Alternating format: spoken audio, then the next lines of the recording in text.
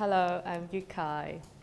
Yeah, I'm insane, like 100%. Just for you, if you don't know about me, I just like to talk about myself. I am an illustrator, animator, sometimes animation director, but most of the time it's just me directing myself. Because I'm always like a one-man team. Like I don't like other directors have like a crazy big team and work with so many other animators. That's why Shiju that is such a great opportunities because I just try to connect with people and want to know every one of you and just want to know what everyone's up to, like as an animator. So when you talk about style, because as you can tell, I have very strong personal style. And it's always about where I come from, where this style coming from. So I'm from this city called Guangzhou. It's in South China. It's one of the biggest city in China. So if you put it in a scale, there's 8 million people in London. And in Guangzhou, there are 13 million people over there. So you can imagine, I grew up in a very competitive city. Like, I try to be different. I try to have my own voice. And I just really, really want to be like, I'm not anyone else, you know. And that's what I did when I was at uni. I should be ashamed to show you. It's something like a bit rubbish. But I started as an animation student, and the reason I got into animation because I found it really cool. If you think about like, I'm talking about 10 years ago, that's how I got into uni in Guangzhou. And animation is such a cool course to do, and then I just went in there. But then when I was at year 2, I just really fed up by this kind of technical side of, I'm no offense to who's in 3D or CGI, you know, like, I respect that. I was actually dreaming to work for Pixar or DreamWorks or one of those big names. Like, oh, I'm an animation student now. One day I can just work in Pixar and then have my own Toy Story, you know. But unfortunately, it wasn't the case. I just really bad. I was at the bottom of my class. And I was so tired. I spent more time than other students, but the outcome wasn't great. So in year 3, I remembered, there was this course in like outside animation. I could got opportunity to learn something else. And I always like drawing my little things. So I did illustration class at that time, and it was so nice to get away from this technical side. And then everything was back to how I started to draw when I was a little girl, like everything's with pen, and although it was all digital, but on a tablet, but it's still like you have the touch of like the brush, and I could get to try like so many different brushes in Photoshop, and this was my style at that time. So you can see a little bit of me today, like dash lines, patterns, but I was really bad at colors at the time. I just have no idea how to use colors. But the idea to get these from illustration made me realize I can actually do something similar in animation. And this was my final film back in 2012. That's a long time ago. And I used these patterns in the characters my friend did. So we co-directed and co-designed musical chairs together. And the story is about a human, and then he was playing this game called musical chairs, and he killed all the animals, and then he won the chair. So, but it was a good time that like I could try animating patterns. And also Tanya, my friend, she's really good at morphing animation, transition. So I kind of learned that from her. And I'm going to show you a clip of this film.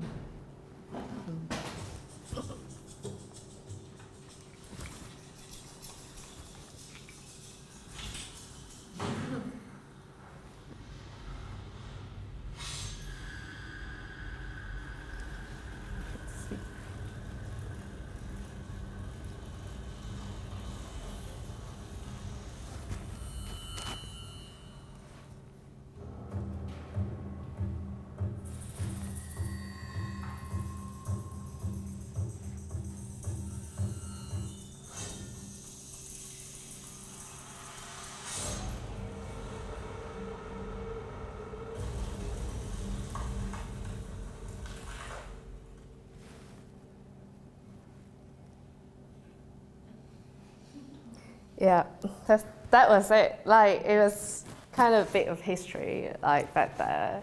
And the sound design actually is from a design student. We just asked him to do some, like, wood, water sound, and then combined into the animals, anyway. So I had that question with me, like, can illustration and animation be merged together? Like, if I guess you all have the same question, like when you see a steel frame, it looks so many details, so amazing. But when you actually animate it, can it be the same? Can you keep the same details? And with that question, I felt like a 4-year study wasn't enough for me. And then I applied St. Martin's. I got an offer, and I just feel like it was just like I need more time, basically. I couldn't just go straight work. I didn't know what to do. I couldn't go to Pixar with that portfolio, you know. And so I just decided to move to London. And this was actually the first 2 months, the photos I took in London. Everything was so amazing. Like, traveling from the other side of the world is actually almost 6,000 miles away. And then think about that. You see so many different things. And then I started to feel the colors. And the first thing in the uni project, I brought up this frame I did when I was in Guangzhou. And it's no colors in it. But there is this story I always want to talk about, is human with mobile phones, and then I kind of grew up in, you know, in this digital age, like the generation to witness how we change from landline phones and then limited mobile phones and then smartphones. So I just really want to do something about that. So with these style frames, when I got into London, I just started to took photos of people, and then I sketched them, and you can see my character started to change a little bit, just simply because the London magic made me to reflect all my work, and I just I want to be as far as possible from this big head, cutesy look of characters. And I also try some colors, you know, when you're students, you can actually try so many materials like color pencils, watercolors, and then after that, I just started to do a bit of storyboarding, like how I expand the whole story from a single illustration to something narrative, something really can tell a story. But you can see it's like a student storyboard. It's no captions and no camera move. It's really bad, but I just really enjoyed it. And after this, I started to bring that question up again, how can I find a style which looks amazing in illustration, but also is animatable, is a word, animatable. So I just started to do some drawings. This was the first version I came up with, sketch lines, colored it in Photoshop, and used the wax brush. And I did some animation tests. I like the animation look of it, but I just really not sure about if that's the level of details I wanted to go for. And I just really stuck at that time. I was a year 1 student, and I just don't know what to do. And it wasn't something I was 100% sure about. And then in the same time, I just won a contest at school, and that's a great thing of St. Martin, you got loads of opportunities. And then I won this prize that I could make a double page for No Brow, and which was one of my biggest inspiration, how they use for prints, the color palettes. So I was given the color palettes on the left. So in this magazine, you need to do a double page based on this color palette. And in this limited color palette, you need to tell a story about silence. And when I saw the palette, I was like, that's how they do it. That's how they use 4 limited colors, but with overlap and everything, and make the the color's so strong because the more color you use, the more confusing the image is. So I just realized, oh, I can actually simplify the colors. And that was actually, because it's for print, there's no way I can animate the print, right? So I just focus on the illustration, the details, the combination of colors, and that was what I came up with. And it suddenly opened my mind. I think that was the aha moment for me. Like, it just like, I don't need to worry about animation at all, because it's just a style frame. You can worry about much later, because there are technical questions you need to answer, but not at design stage. Why don't you just focus on one single thing per time?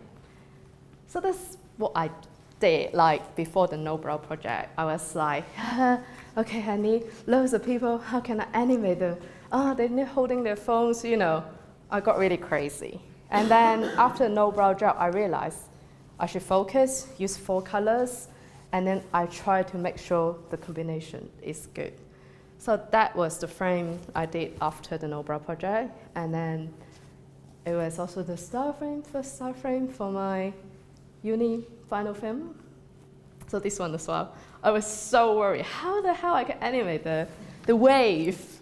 It's like such a big wave. And also I felt so limited with the colors, like 4 colors. So I can use purple, lighter purple, much lighter purple, and green, light green, much lighter green.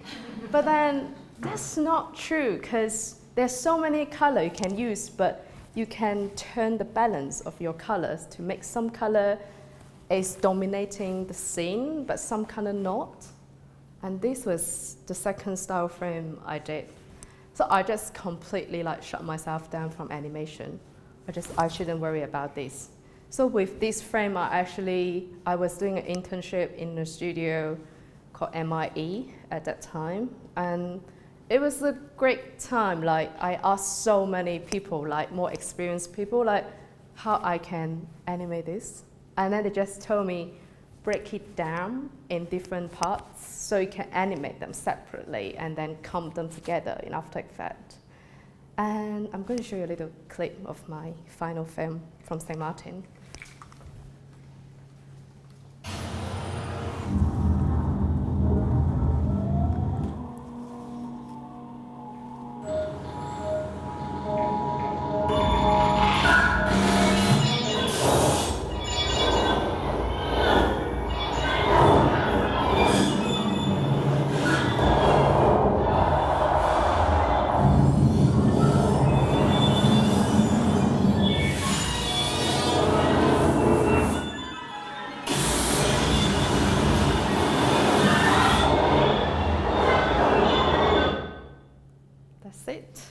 Really noisy. This time I really want to go annoying, noisy, and crazy, crazy, crazy, and work with a professional composer, which helped a lot.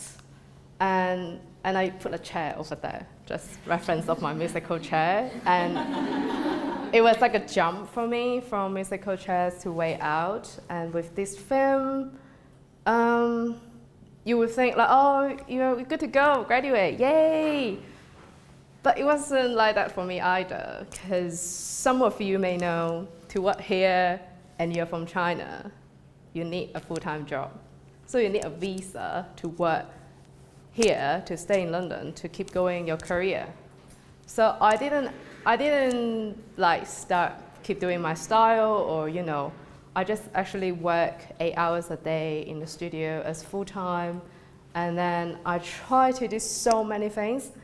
And it was good. It was good to learn so many different styles, different things, different animation. But I felt limited as well, because every time when there's a brief came in, like, Yukai, can you learn this style? Yukai, can you rip off that style? And then I was like, okay, I can do that, I can do that. So I tried to do everything. I tried to do so many different styles, but I didn't have my own voice. Like, I was the only one who could see how far my style could go, because that was, I thought, it was the perfect balance of illustration and animation, and then I I could see my area, but I just didn't have the time to do that, to prove that.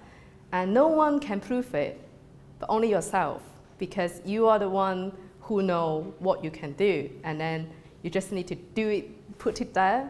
And also, I don't know if you have the same feeling, because I was talking about like 5 years ago, 4 or 5 years ago, and I was working in this studio. I was the only girl in that studio, and then to say something, to put opinion out there with my really bad English, I was like, really, I need to draw down something and then, look, I can do this.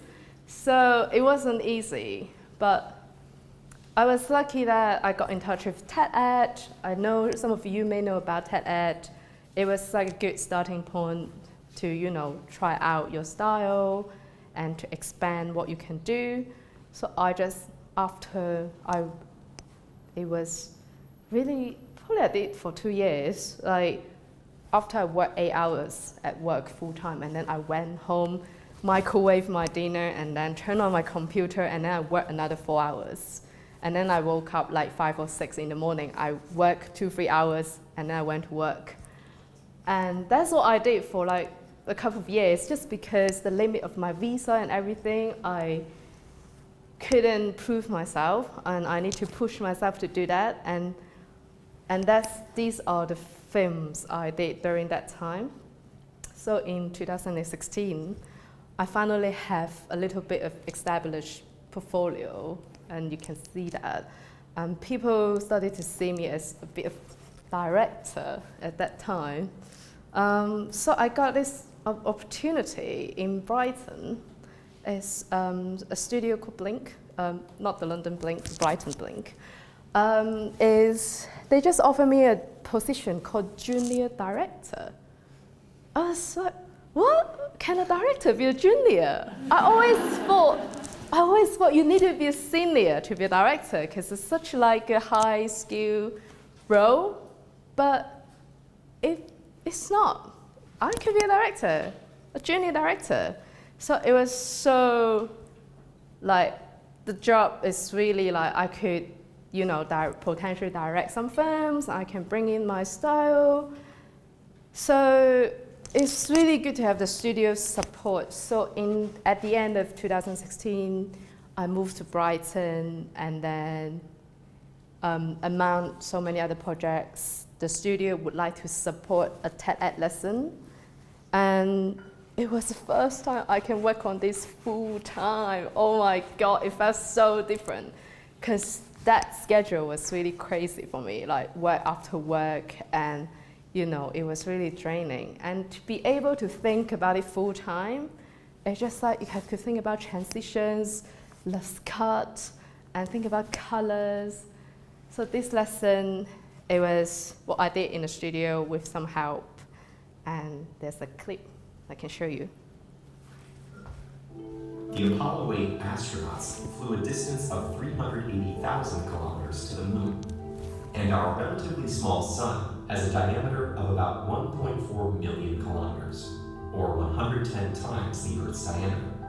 A step further, the Milky Way holds somewhere between 100 to 400 billion stars, including our sun, and each glowing dot of a galaxy captured in the deep field image contains billions of stars at the very least. Almost a decade after taking the deep field image, scientists adjusted the optics on the Hubble telescope and took another long exposure over a period of about 4 months. That's it. I can show you a clip because it's long, really long lessons, and I don't want you to stare at it for 4 minutes. Yeah, and that's what I did with Blink, and I got support. I started to learn like, oh, I could actually get help from people. It's not a bad thing, ask for help. And as being a director, I actually need to learn how to ask for help, because you kind of think in another level, like it's not only yourself, you're not like thinking one thing, you're thinking so many other things and try to make them work together. So it was really good, like this junior director position really made me step up. Also, because I could finally full-time do the style I want, I did have some free time. And I always think like personal project is the reason keep me going. Like, as you can see, musical chairs, way out, and since I graduated, I just didn't have time to do my personal projects. So I finally got some time to explore like what I could do with my style, what's the balance of still image and moving image again. So this was a little experiment I did on Instagram. And I just suddenly feel like there's so much I could do again. Like the world is new. And because this project, I got in touch, someone got in touch with me, is MTV. And maybe you remember this campaign 2 years ago, yeah, maybe 2017, yeah, 2 years ago. Like they did a mood theme for like MTV Idents. So they gave each mood a color, and then they gave me anxious. I don't know why, maybe I am an anxious person. But I wasn't very comfortable with purple because it's not my usual color choice. But then, because I've been working on so many projects with voiceover, this one was actually the one for a while. I need to come up with a story, and there's no voiceover, and I need to think about sound and everything. So I started to, that's how normally I work. I would just draw down loads of thumbnails and try to like break down the brief and the idea I have, and they're really rough. But then the next step, I would just refine the storyboard. So I came up with this idea with a girl, again with the phone. She's very nervous, and she is a text, like it's a post. She should post it or not, and then that 15-second of anxious moment. But then when I actually drew that down, I found it a bit confusing because it's only 15 seconds of the MTV Idents. I don't have much time to show the whole thing. And you know, I would feel like I was a bit rusty on how I came up with the whole narrative for myself without the voiceover. So I did again, like this time it's a girl with a phone call, and then she's really nervous. It's a phone call, she doesn't want to answer. And then at the end, we cut to the logo. So that was a 15-second thing. And so I was fine, like I just try to keep it simple, same color. And this was not from me. This is from my friend, he's in Japan. And I think it's such an amazing thing to see how he animates my characters. It's like he breaks down the frames, and then he just try to add in details, the hand movements and the anxiousness. Because I told him like anything anxious, put it on her. And then he just made this amazing animation of the girl. But there was a problem is he was very slow. I just like, I need that animation, I need to check. But he couldn't give me anything until the day before the deadline. But which was amazing because he kept showing me how he's doing, like the work in progress. So I kind of make this little shitty After Effects simulation. Oh, that's the animation. And then I started to do some background drawings, you know, try to catch up the deadline and everything. And also I work with this is I really contribute to the sound here because I'm really thinking about a sound like make you really anxious. So I'm going to show you and you let me know if you feel anxious.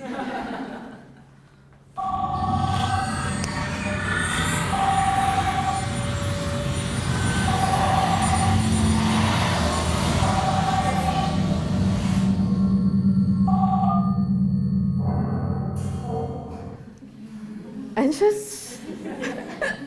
You don't need to say yes. But if you listen to the headphones, I actually asked the sound designer to do a 360-degree left and right. So you have this feeling of like you're turning with the girl, which I'm actually quite proud of it. But anyway, so this is kind of a good try for something without a voiceover, but it's quite rare for me to get something without voiceover. So yeah, it's nice to show you I did something like this too. But back into Voice over word, because the TED lesson I just showed you went into commercial.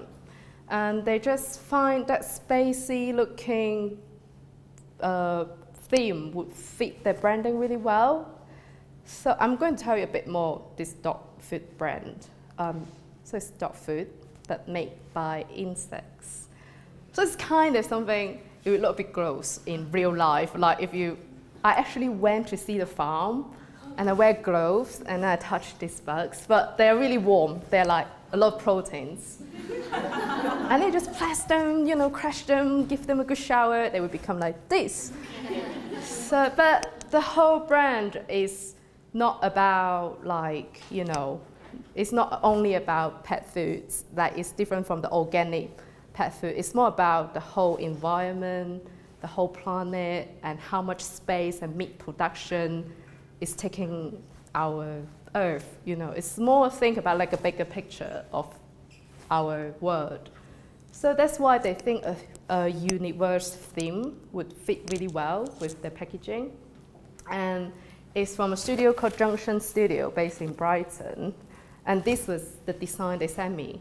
So the whole project actually started with one illustration. So they're just like, oh, Yukai, could you actually rework this illustration? Because they look a bit dull, and we really want your touch for this crafty universe look of the ring, and it shows the planet and how the insects going around. It's like a loop, like it comes back to you and help the earth.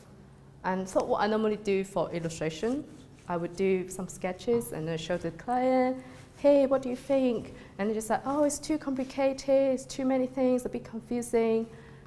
So that was actually after 4 versions. This was the final version, like it's simplified with insects and the bugs, lined up. And I also did like loads of dogs to go into the packaging. And they picked the purple ones.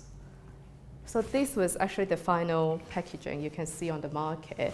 But that project was actually 2017, and I haven't heard back from them. It's like they're gone, they paid, and then wow, Yukai, well done. And then they paid me, and then, how about the packaging? Did you print it? What happened? But 1 year later. I don't know why, it always happened to me. I need to wait for a project like over a year, and then it came back. They just say like, we tried 29 different recipes. We finally find one recipe. The dog loves it. Like it's tasty, healthy, and balanced the nutrition. Anyway, it works. So it's going to go print. Ta-da! So that's the actually final packaging of the dog food. And the graphic design is by Junction Studio, and the illustration was by me. But when you put it on the market, you wouldn't know it's a dog food made by insects, right? It's quite confusing. And that's why we need some animation here. And because the boss of Junction Studio, he has shares of Yora, so he just actually called me like, hey Yukai, can you do some animation? I think we need some explainer for this dog food. I said, okay, that's fine. So they sent me this script 2 months later, because they have no experience working in animation, so they spend their time to, sit down with a script writer. And that was the storyboard he sent me. Like, Yukai, I want 1 dog, and then more dogs, and then many, many, many dogs. Yeah, that's actually quite good drawing for a brief. Because he's a graphic designer, so I kind of like try to get his idea, what he see from this script, to just pick the points, like, oh, this can be this way, this can be that way. So I started to, that was from our meeting. I write down, okay, yeah, that's fine, this could go this way. And I tried to break down the script with him. We sat together on the phone, and I just like, you can do this in this way, we bounce ideas back and forth. Our producer were there. And after the meeting, I started to do some thumbnails again for myself. But to show them, of course, we need a better version. So we start from here. There was the first version. I always overcomplicate things. That's the thing of myself, because I always try to make something better, bigger, more details. But maybe some of you is like me, like you just, oh, this time we can do this fancy movement or loads of dash lines. But he didn't like it. He actually asked me to simplify, like what you can. The brand is such, you know, a new, it's something really new. He wants to be like simple, easy to understand. So instead of this like this one, I did loads of chickens flying around the globe. So, which means the meat production is like consume 23 billion chickens, which if we wrap around the globe is 500 times. But just no, Yukai, you don't need that. You just do lines. I was like, okay, cool. That's a great solution. So actually, that was the final, and the difference is there's more dogs. But yeah, it was a great learning process. When you do commercial projects, it's never like storyboard, sign off, go, style frame, go. It's never that case. You just need to be prepared for feedback, and feedback actually can help you to like learn about yourself, like how you answer the feedback and how you grow. Like, oh, I can actually do it in this way. It could work better, and it's clearer. It also saves my time, you know. So I can finally move to color storyboard. It was quite a straightforward one because I did the illustration already, and I had that color palette in my computer. I just like, oh, he said anything work in that palette would work for the animation.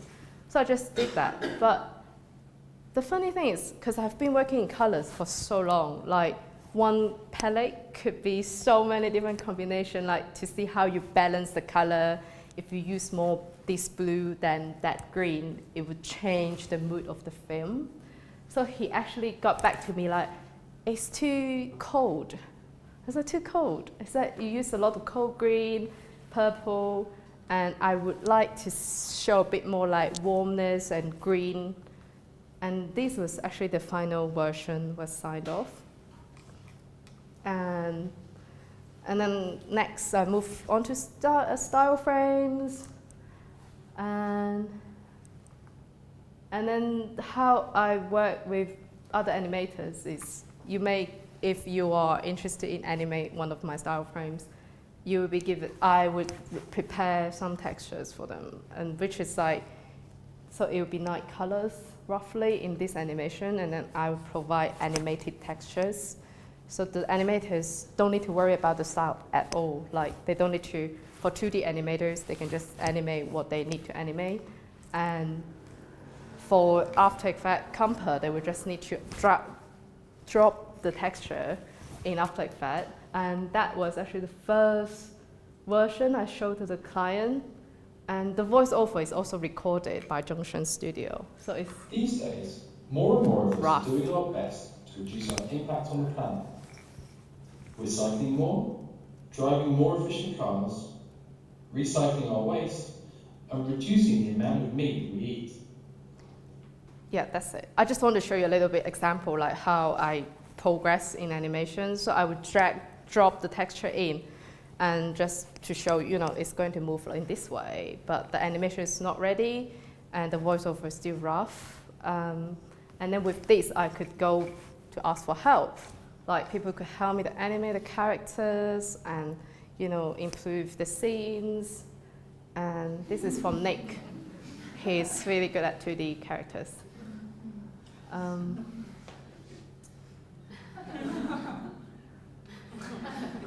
Yeah, it's really funny. And it was actually the first time I tried to do animals. I don't know how to animate animals. That's why I definitely need to get talents on board, and it was amazing. And in the meantime, I would just do some transitions, which I really love. And here's the final film, but also a clip, because it's long as well. These days, more and more of us are doing our best to reduce our impact on the planet. We're cycling more, driving more efficient cars, recycling our waste, and reducing the amount of meat that we eat. But there are members of our family that have a bigger impact on the environment than you might think. There are over 500 million pet cats and dogs in the world. That's more than the population of the United States. And they eat around 20% of the world's meat and fish each year. That's equivalent to 23 billion chickens. Enough to stretch around the world 500 times. Here at Yora, we want what's best for our pets and what's best for the planet. So we set out to create the world's most sustainable pet food. We look back through time to find one of the world's most ancient and nutritious protein sources. Meat our little grubs. Meet our little grubs. So that's the cut of this explainer video, and then they play in so many like store on their website, business center, or market, or pet food store, and then the brand was actually on so many newspapers like The Guardian. They could talk about, oh, this is such a nice idea for dog food. And so it also comes to the end of my talk. I'm going to show you these cute dogs.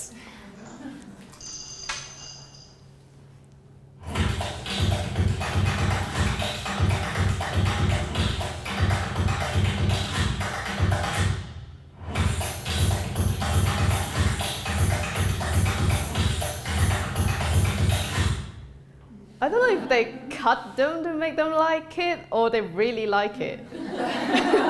Because I wasn't there for the shoot. So thank you.